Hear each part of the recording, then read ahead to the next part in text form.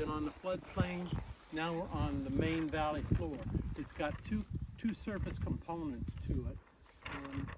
Back where we first came off of the highway, back there by the PMC, that was the Senecal surface. It's the better drained component on the main valley floor. Willamette, Woodburn are the main soils up there. This particular soil is called Amity, and it occurs on both the Senecal surface, the better drained one, and this surface, which is the Calapooya surface.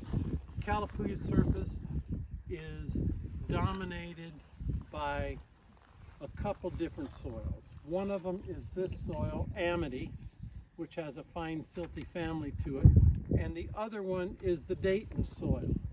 Now the difference between this soil and Dayton is that light colored layer under the dark surface materials.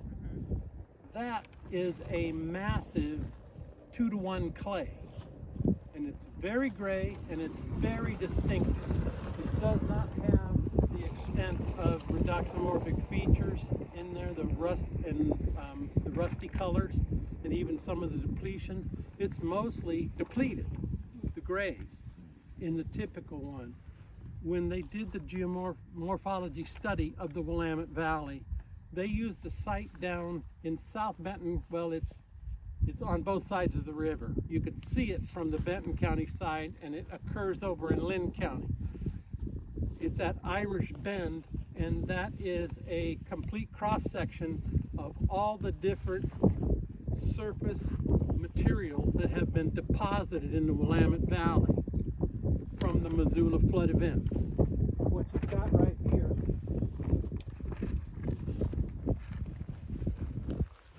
this stuff up to somewhere in here, these are what they call the greenback silts, dominantly silty material. There's some silty clay, loam type textures in here as well.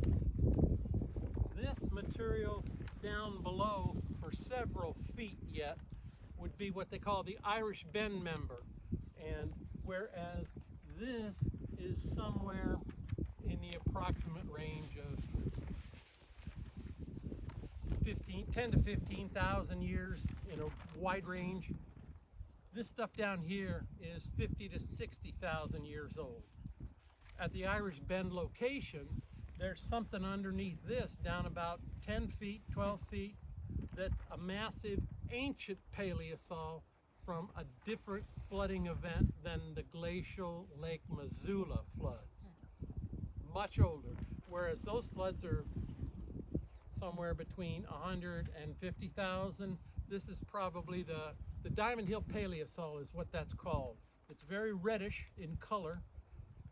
It's approximately somewhere in the order of 200, maybe 250,000 years old.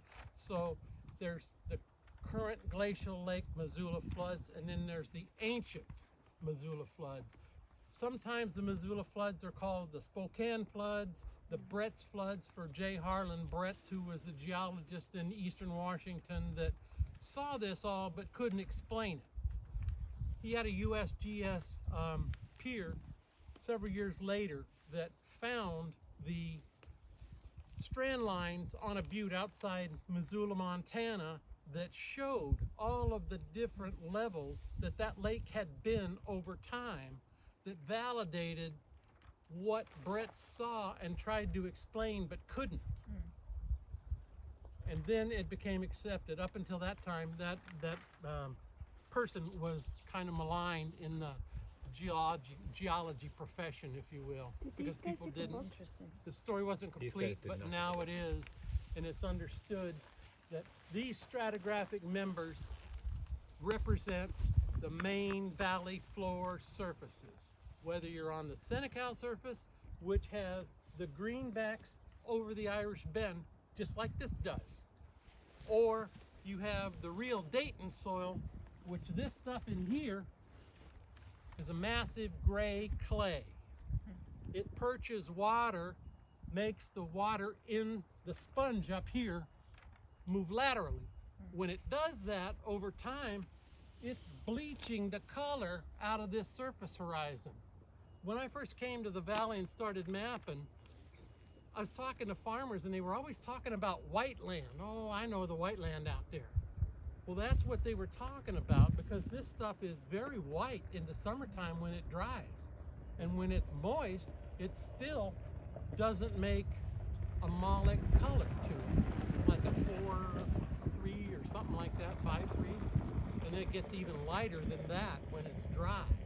And when they go through with their mechanical manipulations and you just see the white plumes going up in the air, you know they're plowing Dayton. This particular one is recognized different from Dayton because in the sequence this clay layer is missing here. This may be close to a silty clay, but it's not the Dayton clay, which is a very massive smectitic 2-to-1 structure, kind of a clay that shrinks and swells and is really nasty. Got a home on it, you know. And that's really all we need to touch base on here. I won't go into classification because that's So one of the very